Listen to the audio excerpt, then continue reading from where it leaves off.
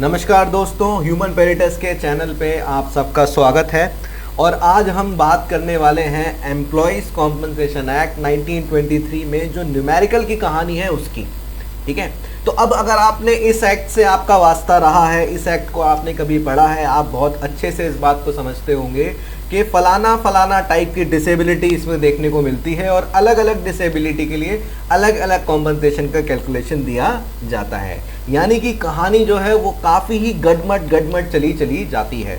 तो फिर आज हम इसी चीज़ को कोशिश करेंगे कि छोटे से वीडियो में अच्छे से समझें एंड उसके बाद उसको समझने के बाद हम कुछ सवाल भी देखेंगे और हमें पता चलेगा कि सवाल जो है वो कितने ही हलवा हैं एक बार जब हमें कॉन्सेप्चुअल अंडरस्टैंडिंग हो जाए उन सारे ही न्यूमेरिकल्स की। तो आइए शुरू करते हैं। तो सबसे पहले हम इस पूरे ही डिसेबलमेंट की कहानी को बहुत ही शॉर्ट तरीके से समझ लेते हैं। तो पहली बात तो अगर लॉजिकली भी देखा जाए तो होता क्या है, अगर बिल्कुल दिमाग में बिल्कुल प्लेन रखना है इसको, तो सबसे पहले किसी भी एम्प्लॉय को कॉम्पनसेशन तब मिलेगा when there is an injury. ठीक है, एम्प्लॉयमेंट इंजरी हुई। अब इंजरी जो हुई उसके कारण दो हैं। पहला कारण है आपका कोई एक्सीडेंट हो गया, ठीक है। दूसरा कारण है आपका कोई डिसीज हो गई, जिसको हम अपने एक्ट में कहते हैं ऑक्यूपेशनल डिसीज। अब आप कहेंगे आपने ये दो चीज़ें अलग अलग क्यों लिख दी? तो जब आप इस एक्ट की पढ़ाई करोगे तब आपको पता चलेगा कि इन दोनों के ही अलग अलग मायने होते हैं, इन दोनों को ही अलग अलग पढ़ना होता है। पर आज हम बहुत ही स्पेसिफिक होकर न्यूमेरिकल की जानकारी ले रहे हैं, इसीलिए हम अब आगे बढ़ते हैं। ठीक है, तो इन एक्सीडेंट और इन ऑक्यूपेशनल डिसीज से जो एम्प्लॉयमेंट इंजरी हुई उससे क्या हुआ, उससे अलग अलग प्रकार का डिसेबलमेंट हुआ। वो क्या है? सबसे पहले जो द ग्रेवेस्ट होना, जो ग्रेवेस्ट हो सकता है, जो सबसे ज़्यादा हानिकारक है आपके लिए, या फिर जो कहते हैं कि सबसे ज़्यादा अनफॉर्चुनेट इंसिडेंट जो आपके संग हो सकता है, उसको हम लिख देते हैं डेथ। ठीक है, या फिर पीटीडी जिसका नाम होता है परमानेंट टोटल डिसेबलमेंट। ठीक है, ऐसे ही आपका होता है पार्शियल डिसेबलमेंट,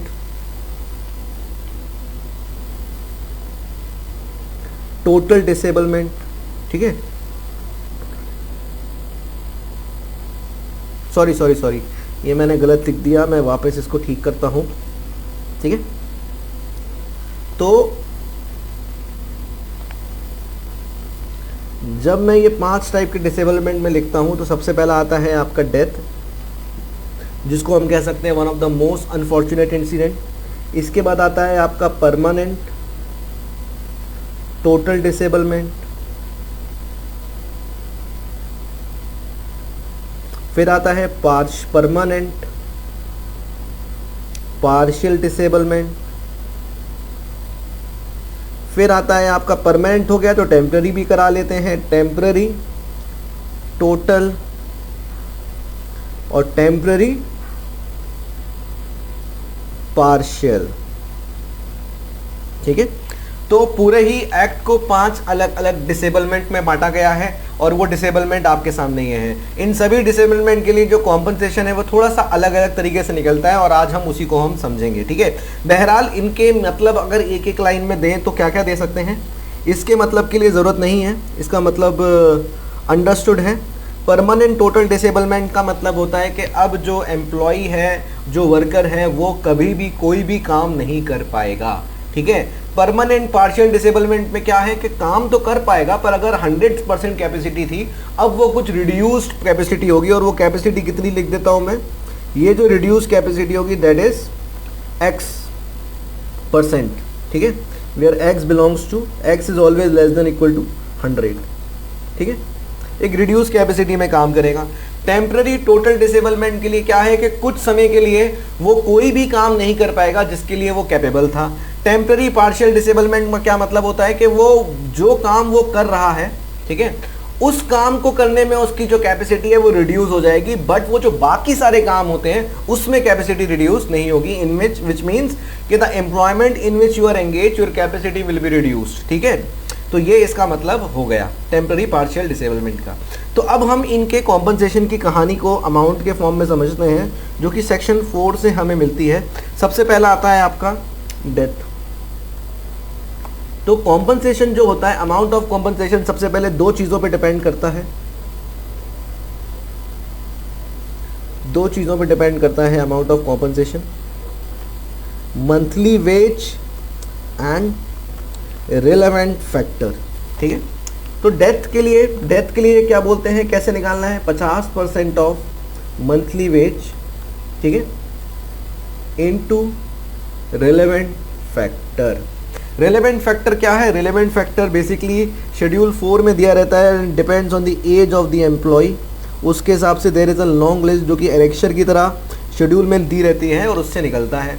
मिनिमम वेज जो है, इस पर भी थ्रेशोल्ड होता है, इसका थ्रेशोल्ड है ₹15,000। ठीक है, यानी कि अगर आपकी इनकम मंथली वेज 15,000 से ज़्यादा है तो कॉम्पनसेशन के कैलकुलेशन के लिए केवल 15,000 ही अमाउंट यूज़ होगा, उससे ज़्यादा यूज़ नहीं होगा। ठीक है, तो 50% of monthly wage into relevant factor और 1,20,000 विच एवर इज मोर। ठीक है, यानी कि डेथ हो गई है, अनफॉर्चुनेट इंसिडेंट है, तो कॉम्पनसेशन देना है और अच्छा खासा अमाउंट तो देना है। देयरफॉर उसका जो मिनिमा भी रखा गया वो 1,20,000 से रखा गया और उसके ऊपर का अमाउंट जो भी निकले वो उससे निकल जाएगा। ठीक है, इसके बाद आगे बढ़ते हैं। पीटीडी का जो फॉर्मूला है वो भी इसी से सिमिलर है और पीटीडी के फॉर्मूले में याद रखना 50% नहीं 60% यूज होता है। ठीक है, 60% यूज होता है और 1,40,000 विच एवर इज मोर। अब आप लोग कहेंगे कि डेथ तो ज़्यादा अनफॉर्चुनेट इंसिडेंट है तो वहाँ पे 50% क्यों, पीटीडी में तो वो जिंदा तो है, बट अगर हम और डेप्थ में जाएं और चीज़ों को समझें अच्छे से, ठीक है, तो हमें पता चलेगा PTD is actually more unfortunate incident as compare to that. Why? Because PTD में जो एम्प्लॉय है वो अभी जिंदा है पर कोई काम ही नहीं कर पाएगा, तो कैसे वो अपना गुजारा करेगा, therefore the amount should be more than death. ठीक है, तो ऐसे आपको 60 और 50 का मामला याद हो जाएगा। अब हम आगे बढ़ते हैं और बात करते हैं परमानेंट पार्शियल डिसेबलमेंट की। तो बहुत ही आसान है, जो आपका पीटीडी का अमाउंट है, जो आपका पीटीडी का अमाउंट है, इसका कुछ परसेंट, इसका एक्स, यानी एक्स कभी भी 1 नहीं होगा, x will always be between 0 to 1। ठीक है, x will always be between 0 to 1।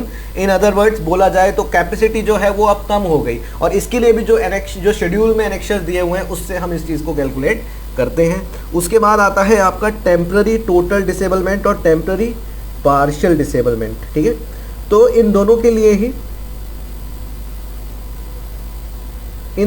लिए ही क्या होता है, 25% of monthly wages that has been paid in every 16 days, every 15 days. ठीक है, हाफ मंथली पेमेंट होता है which is 25% of monthly wages का। ठीक है, अब इसमें भी टाइम रहता है कि अगर आपकी इंजरी 28 दिन से ज़्यादा अगर सस्टेन कर रही है तो उस केस में जो मेजरमेंट होगा हाफ मंथली पेमेंट का वो डे 1 से होगा, पर अगर आपकी इंजरी 28 दिन से कम सस्टेन कर रही है तो उस केस में जो कहना चाहिए हाफ मंथली पेमेंट का जो कैलकुलेशन होगा वो 3 दिन के बाद से होगा। ठीक है, तो ये डिफरेंस जो आप एक्ट पढ़ोगे तो आपको समझ में आ जाएगा। बहरहाल हमारे लिए half monthly payment of 25% of monthly wages, ठीक है, वो एम्प्लॉय को मिलेगी। ठीक है, तो ये हो गया इन चारों का। इसमें जो मेजर को सवाल देखने को मिलते हैं वो डेथ और परमानेंट टोटल डिसेबलमेंट देखने को मिलते हैं। जो चीज़ें याद रखनी होती हैं वो याद रखनी होती है मंथली वेज का थ्रेशोल्ड। ठीक है, तो मंथली वेज का थ्रेशोल्ड 2020 में 15,000 फिक्स किया गया और सेंट्रल गवर्नमेंट ने इसको नोटिफाई किया और 15,000 ही आपको देखना है, यानी कि अगर सवाल में इससे ज़्यादा अगर इनकम दी हो तो उस केस में क्या करना है, 15,000 का अमाउंट लेना है। अब आइए कुछ सवाल देखते हैं और उनका एप्लीकेशन देखते हैं। पहला सवाल, which of the following term is not associated with employees compensation act. तो कंप्लीट डिसेबलमेंट वाला जो वर्ड है इट इज़ नॉट एसोसिएट, इसलिए D is the right answer. अब यहाँ पे कैलकुलेशन है, मैं अपना मोबाइल भी निकाल लेता हूँ। Calculate the amount of compensation जो कि पे करनी है डिपेंडेंट को जब डेथ हो गई है। ठीक है, मंथली वेज मुझे 7,500 दिया है, रिलेवेंट फैक्टर दिया है मुझे 207.98। तो डेथ के लिए मेरा फॉर्मूला क्या है, 50% of monthly wage into relevant factor और 1,20,000 विच एवर इज मोर। ठीक है, ये पूरा ही लिखना है। तो कैलकुलेट करूँगा 50% ऑफ मंथली वेज 15,000 से कम है तो सीधे सीधे 7,000 ले लूँगा। रिलेवेंट फैक्टर है 207.98। अब मैं इसको कैलकुलेट करता हूँ। ठीक है, ओके,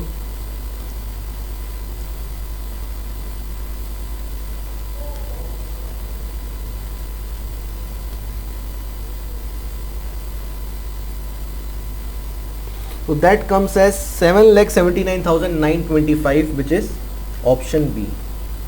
ठीक है, तो B is the right answer। एक और न्यूमेरिकल देखते हैं। PTD का केस है, मंथली वेज 21,000 है, रिलेवेंट फैक्टर है 216। तो PTD के लिए सबसे पहले फॉर्मूला क्या है, 60% of monthly wage into relevant factor और ₹1,40,000 विच एवर इज मोर। ठीक है, तो 0.6 इंटू 15,000 इंटू 216.91।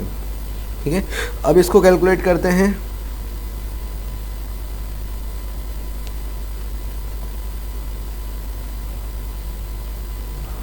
तो ये आता है 19,52,190। तो सी इसका करेक्ट आंसर हो जाएगा। आगे एक और देखते हैं। डेथ हुई है, 18,000 मंथली इनकम है, 11 फैक्टर 186.9 है। डेथ के लिए 0.5 इंटू मंथली वेज कितना है, 18,000 तो मैं 15,000 लूँगा, इंटू रिलेवेंट फैक्टर अगर मैं लूँगा तो कितना लूँगा, 186.9। देखते हैं कितना आता है।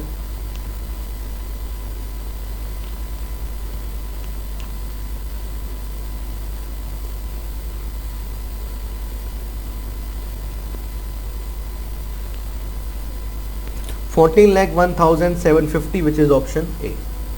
ठीक है,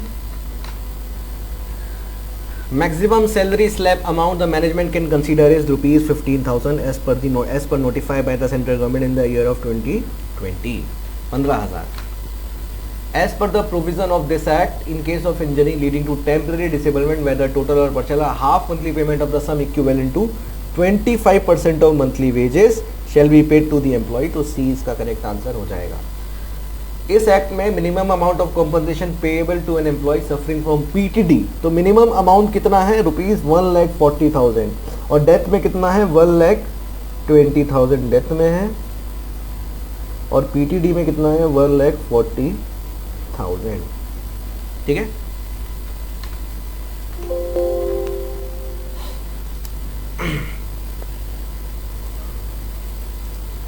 तो आज हमने कॉम्पनसेशन एक्ट के जो डिफरेंट इंजरीज थी उनको डिसेबलमेंट में पहले कन्वर्ट करके हमने देखा कि सबके लिए कैसे कैसे अमाउंट ऑफ कॉम्पनसेशन उस एक्ट में दिया गया है, और हमने स्पेसिफिक जो सवाल इससे बनते हैं रिलेटेड उनको हमने कुछ कुछ करके भी देखा। एंड आई होप कि इसके बाद भले ही आपकी अंडरस्टैंडिंग पूरी ना हो के पर एक अच्छे लेवल पे आपकी इसकी अंडरस्टैंडिंग आ जाएगी। बहरहाल हमने कैसे कॉम्पनसेशन एक्ट को एक क्लास 2 से 4 घंटे में कंप्लीट किया है और अच्छे से पढ़ाया है, उस चीज़ को जानने के लिए आप हमारी टीम के साथ कांटेक्ट करिए, एक दिन का फ्री ट्रायल लीजिए एंड हमारा जो लर्निंग मैनेजमेंट सिस्टम है उसका एक्सेस से थ्रू आप समझिए कि कैसे हमने इस टॉपिक को कवर करवाया है। All the best.